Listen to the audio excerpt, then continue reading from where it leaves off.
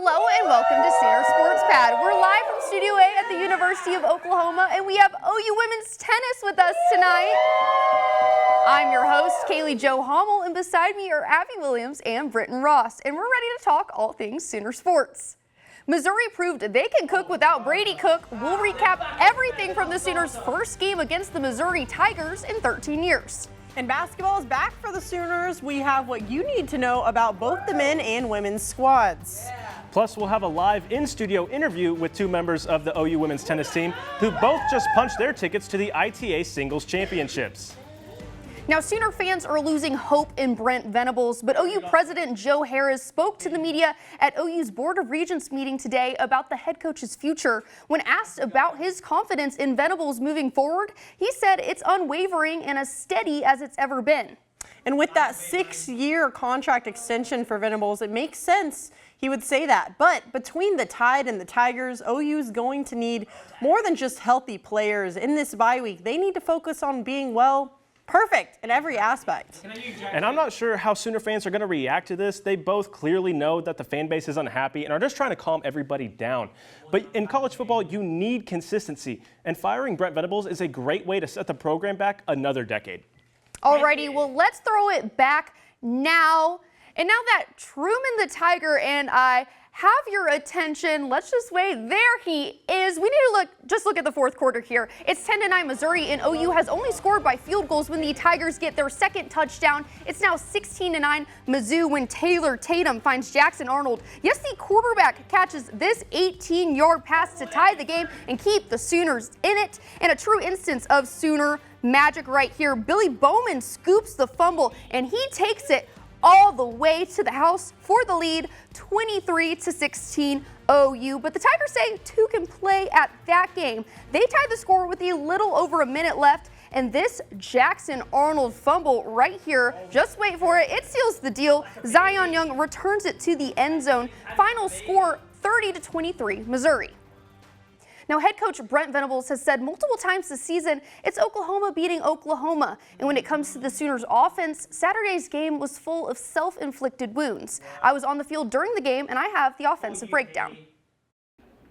Sooner fans expected an air show against Missouri with Jaleel Farouk and Deion Burks back, but at the end of the half, Jackson Arnold had the same amount of passing yards as punter Luke Elzinga. He only had 74 passing yards the entire game. This, combined with a costly fumble in the fourth quarter, showed the Sooners they still need to work on this side of the ball. Turnovers have always been a major issue. They're big if you can force them on defense, and they get you beat on offense. I mean, yeah, obviously we got to do a better job there. It's not changing now, and that's not real popular for anybody to hear, but you go right back, keep your head down, eyes forward, go back to work. Things could have went better. See, I mean, sometimes football guys on your side, sometimes they're not.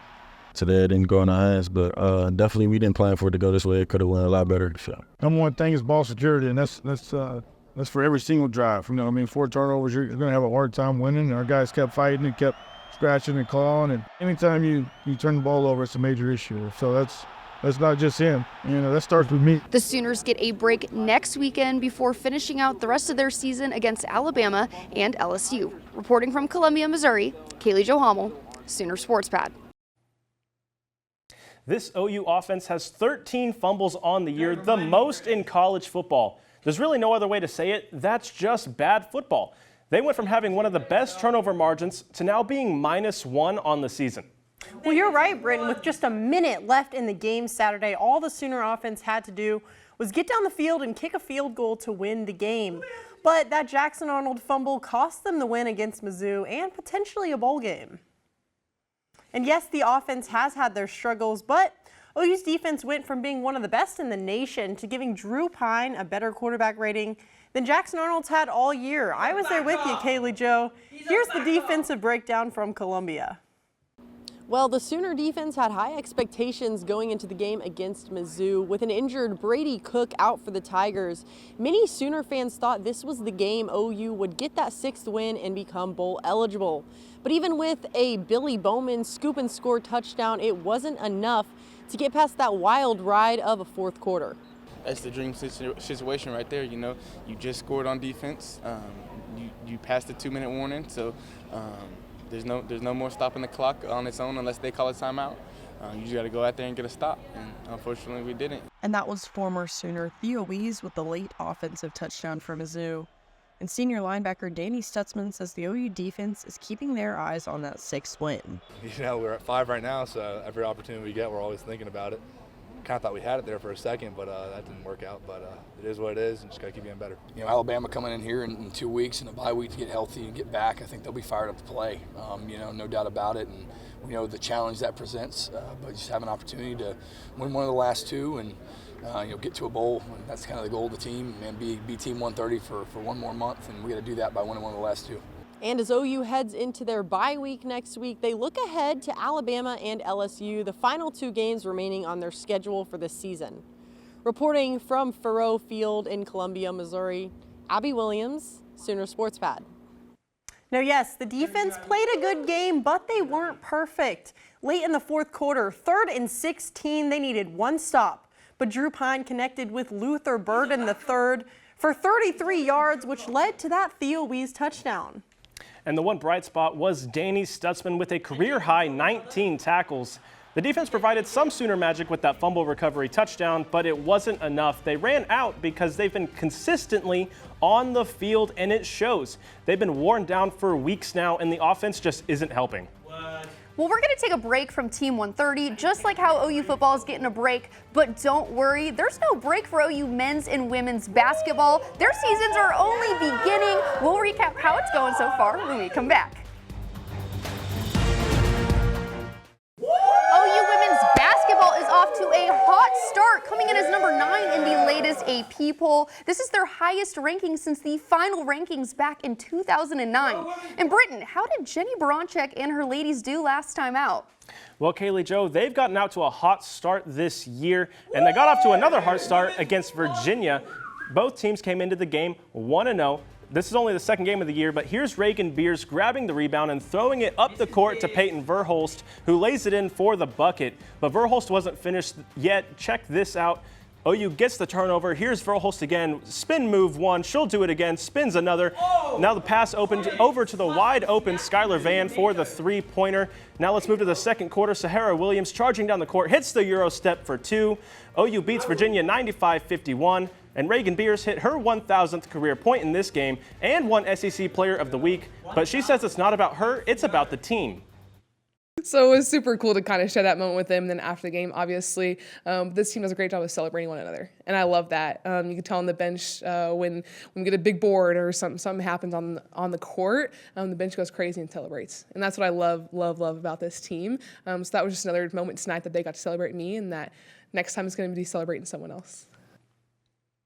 And I've talked about Reagan Beers before, but she's been better than advertised. She finished with 26 points and 14 rebounds against the Cavaliers, and she had 2 assists and 2 blocks. The Sooners out-rebounded Virginia 66-39, and 66 rebounds is the most that the Sooners have had since they played SMU in 2005. They're back at it tomorrow at 10:30 in the morning for their annual field trip day.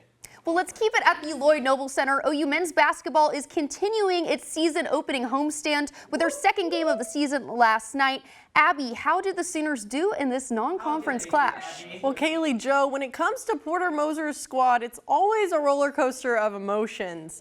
Now, last night, the Northwestern State Demons came into Lloyd Noble Center, pitchforks ablaze, at least for the first half, that is. The Demons were up 34-28 at half, but something in that locker room woke up returner Jalen Moore, making Northwestern State fans cry. No more points, that is. He scored 19 of his career-high 23 points in the 2nd half, but he couldn't do it alone. Here we go. Freshman Jeremiah Fears literally putting fear in opposing defenses. With his 15 points and 4 steals, Sooners got the win 73-57, and Coach Moser's excited about Fears' development. He can make so much happen, and he's got so much speed that we need. He can go downhill. He can get rotations going better than anybody on our team. And with the more minutes he gets, the more time, the more situations, he's going to slow down and see when they come rotating over. They were trying to come over and just fly at him. Yes, Jeremiah Fears went off last night, but he wasn't the only OU newcomer who showed out for the Sooners. And this team has no shortage of new faces. Kobe Elvis, the grad student from Dayton, put up 10 points in the Sooner win, and Duke Miles put up another 9. Now, Porter Moser said himself that the Big 12 was the hardest conference for men's basketball, so the SEC should be easier for the Sooners according to his standards. Now, don't go anywhere because we're going to keep with the court conversations, but we're leaving the hardwood and we're going to pick up our rackets. When we come back, we have an exclusive interview with OU women's tennis. We're not going down to the tennis court, but we're talking it up. Say hello to Julia Garcia Ruiz and Alina Sherbanina from OU women's tennis. Julia is a junior from Mexico and making a return to sports pad. Alina is a senior from Russia who used to compete at Baylor. The pair just punched their tickets to the singles draw of the NCAA Individual Championships after their performance at the ITA Central Sectional Championship. Abby Britton, take it away. First of all, thank you both so much for being here. I want to start out with a question for both of you. You guys go to Waco next week for the NCAA Individual Championships. What's your mindset just going into that? I mean, we've been working so hard this whole semester, so it's just time to show off and what we can do. Yeah. Yeah, I think it's kind of exciting week for us, and we've been working so hard, so now we just need to enjoy it. Yeah. Again, another one for both of you. You both have traveled so far to get here to Norman. What ended up bringing you to home, and what made Norman home for you? I mean, Norman is such a special place now because I've been here. This is my second year, but it feels like I've been here forever. OU has this atmosphere of sports all together, and it was just something I was looking for. So it was like my first option. Yeah. Yeah, I mean, since the recruiting process, like I was in love with OU, the team, the coaches. So for me, it's home. Yeah, what would you say your favorite part of it is besides obviously playing with your teammates? I would say like I love the campus, like walking around, so I really enjoy it. I would say I'm really connecting with my professors. I feel like I'm really welcomed in all of my classes and my classmates. Yeah. And then Alina, as a senior now, do you feel like you've taken up more of a leadership role this year? I would say so, yeah. My goal as a senior is to inspire my teammates and set up a good standard that we can achieve more than we have right now, although we are working very hard, yeah. And Julia, for you, you were an ITA singles All-American last year. How do you follow up on that kind of season? I mean, last season I have great results. Like, I've been working a lot for being in that spot, so I'm just enjoying it right now. Also working really hard, helping my teammates, my team. So yeah, I'm just trying to get inspiration from them. Again, for both of you, what do you wish more people knew about the sport of tennis? I wish people would know that tennis is a very physical and mental sport. You need to have the skills of adjusting your feet and having that eye-hand coordination, I would say. And mental part is very, very important because you're just alone on that court. And being on a team, it helps to know that you're not the only one, that there's other players and other girls that you are fighting for and they're fighting for you. I will say that college tennis, it's really fun. Like the people think that in normal tournaments, you need to be silent, but in college tennis, you can make a lot of noise. So I think it's pretty fun to go and watch. Yeah. Well, thank you both so much for being here, and good luck with your season. Thank you so much. Yeah, thank you. Yes, thanks so much again. You can catch them back in action in Waco November 19th through the 24th at the NCAA Individual Championships. And we have so many Sooner sports to break down when we come back. From the mat to the court to the diamond, you won't want to miss it. I'm now hanging out with our audience, and it's time to get to some of your takes. With 2 games left in the season, what OU opponents do the Sooners actually stand a chance against? Well, Alabama may have proved this week that they're the better team of the two. If the OU front 7 can stop Jalen Milrow's rushing attack and force him to beat them through the air, Sooners could be looking at their first home win in SEC play. Alrighty, well, we'll have to wait and see if the Sooners get that 6th win needed to make a bowl, but we don't have to wait for one Sooner squad to get a win because one did last Friday. I'm going to take it to the mat with OU Wrestling opening their season. The number 21 Sooners topped Air Force 32-3 after winning their first 5 matches. And for a second straight season, Oklahoma has opened conference competition with the win. Next, OU travels to South Dakota on Sunday. And I'm going to take it over to the court. OU Volleyball just won their 3rd straight match. After winning at Texas in 5 sets, OU went into Oxford and beat Ole Miss in 5 sets as well on Friday. And then they hung out in Mississippi and beat Miss State in 4 sets in Starkville on Sunday to close out the road trip. And now they're back here in Norman and will host 3 games this week: Texas A&M on Wednesday, Texas on Friday, and Auburn on Sunday. And OU softball wrapped up their battle series on Wednesday, ending their fall season.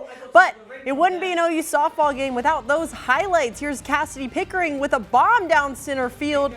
That ball's gone as she puts not 1, not 2, but 3 runs on the board. And here's Utah transfer Abigail Dayton with the homer. Her and the newcomers of this team look to continue the legacy. This program has just had great success in their history, of course, but we have to know that this is a new chapter, and we're just going to give our best this season and use some different strategies than the teams have used previously, but we're really confident knowing that pressure is on us. Pressure is a privilege, so it's really nice to come into a program knowing that has been the history, but knowing that we can write our own chapter. Now don't go anywhere because the next competition is in Studio A. Our 2 anchors will literally face off. You won't want to miss it. Put her on the canvas, It's time for our 2 anchors to face off and debate everything Sooner sports. Abby and Britton are tied right now, so there's a lot on the line tonight. Now on Joe John Finley's offense, there were struggles all around, but Britton, who truly played like a champion and did their best to claw past the Tigers. Well, the best player on offense was easily running back Xavier Robinson. The freshman never goes down on first contact and is always finishing runs. He was OU's leading rusher with 56 yards on only 9 carries. That's a 6.2 yard per rush average, and I don't know where he's been all year, but the Sooners need that kind of runner right now. Yeah, Britton, hidden gem, emphasis on hidden. I know this might sound a little weird, but a punter as the offensive MVP, but that's exactly who it should be. Luke Elzinga perfectly executed this 43-yard fake punt pass to Bauer Sharp in the first half, and the best part is he had the same number of passing yards in the first half of the game as Jackson Arnold. A bright spot for the Sooners was the defense, especially last time out against Missouri. And Abby, who on this side made the biggest impact? Haley Joe, the bright light for this Sooner defense was the guy who put up the same number of touchdowns on the board as the offense. Billy Bowman with no hesitation. He picks up this Tiger fumble and takes it all the way to the house. That's his 2nd fumble recovery of this year and his 4th career defensive touchdown. Well, Abby, that touchdown by Billy Bowman didn't really matter in the end, did it? But what does matter are the history books. Linebacker Danny Stutzman finished with a career-high 19 tackles, the most for OU since 2018. And as we mentioned earlier, his performance moved him into the top 10 for all-time tackles in program history. Well, we've covered our bases with OU football, but what about the former Sooners? Britton, who is making their mark in the pros? Former Sooner Buddy Hield hit a massive milestone this week.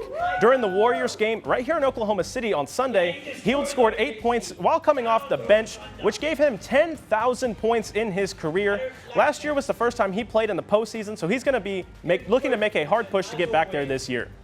Well, I'm going with none other than Desert Demon Kyler Murray. He had 287 total yards, 1 passing touchdown, 2 rushing touchdowns, a 90% completion rate, and he got the win over the Jets 31-6. And he's 3-0 since Black Ops 6 came out, so maybe let him play and let him cook.